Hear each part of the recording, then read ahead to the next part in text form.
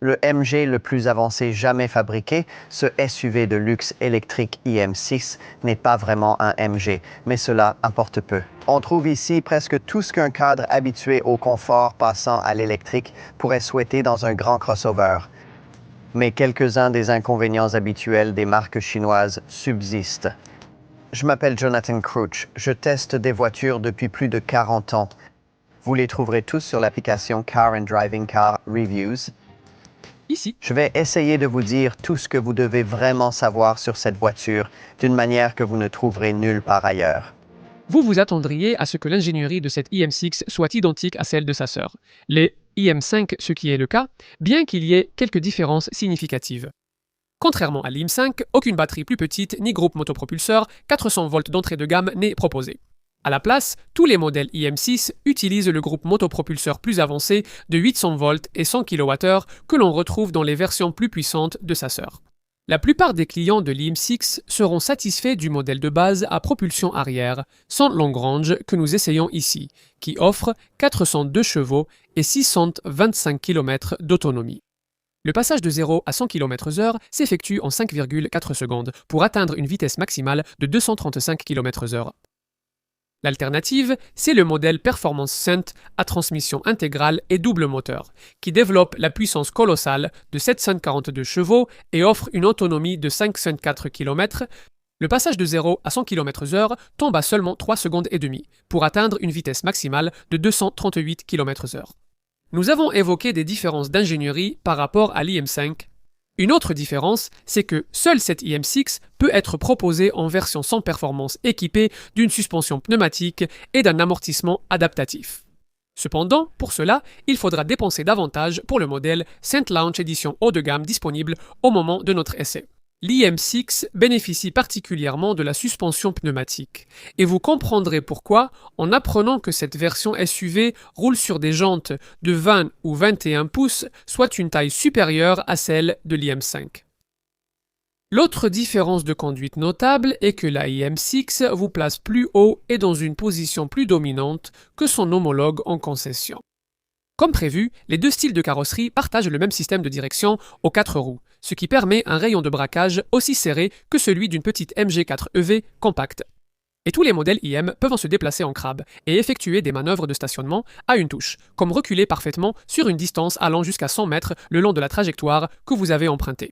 L'ancien styliste de la Bugatti Veyron, Joseph Caban, a conçu ici une belle silhouette avec une vue arrière, qui, à première vue, rappelle fortement une Aston Martin DBX. La silhouette profilée affiche un coefficient de traînée de 0,226 et avec ses 4904 mm de longueur, elle est légèrement plus courte que la berline IM5, mais tout de même 153 mm plus longue que la Tesla Model Y au prix similaire. Les poignées de porte affleurantes sortent lorsque vous déverrouillez la voiture et, comme le veut la tendance, elle est équipée de grandes jantes de 20 pouces, une taille au-dessus de celle de l'IM5. À l'avant, l'intérieur joliment fini est, sans surprise, identique à celui de l'IM5, bien que l'on soit assis un peu plus haut dans ce SUV, avec en plus l'avantage d'un accoudoir coulissant. L'habitacle est doté d'un écran immersif de 26,3 pouces en haut de la planche de bord pour les instruments et l'infodivertissement, ainsi qu'un autre écran de 10,5 pouces intégré dans la console centrale, que vous utiliserez pour la plupart des fonctions de conduite.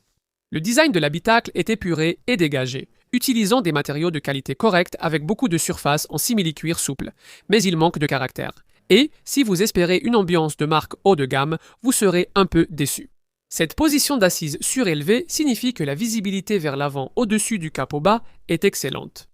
Comme dans les M5 cependant, votre visibilité vers l'arrière est médiocre à cause de la petite vitre du haillon et du minuscule rétroviseur. À l'arrière, il y a un autre avantage à ces sièges avant surélevés.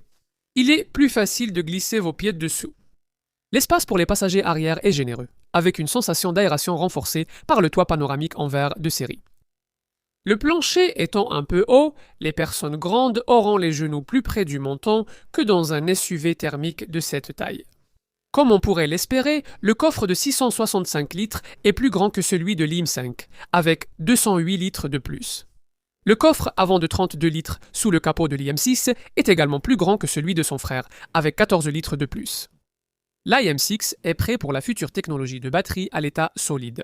Les versions longue autonomie et performance de 100 kWh utilisent une batterie NMC avec une architecture 800 volts et un taux de charge DC maximal de 396 kW, ce qui ridiculise les 250 kW de Tesla.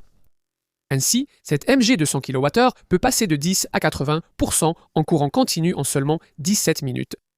La recharge en courant alternatif prend environ 14 heures avec une wallbox de 7,4 kW ou environ 12 heures avec une wallbox de 11 kW. Sur toute la gamme, une pompe à chaleur de série maintient l'autonomie par temps froid. Heureusement pour MG, l'EM6 est bien plus qu'un simple concurrent chinois de plus dans le segment déjà saturé des crossovers électriques de taille moyenne supérieure. Il offre un intérieur superbe, une grande autonomie, une recharge rapide et un style inspiré de l'Aston DBX, ce qui lui sera bénéfique. Reste à savoir si vous trouverez le comportement routier assez plaisant, c'est une autre question.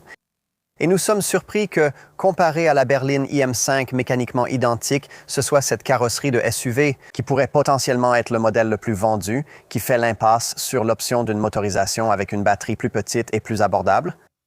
La configuration du groupe motopropulseur de 100 kW est impressionnante et, si vous en avez les moyens, ne vous laissez pas freiner par l'image de marque abordable. Beaucoup de choses sont à apprécier ici.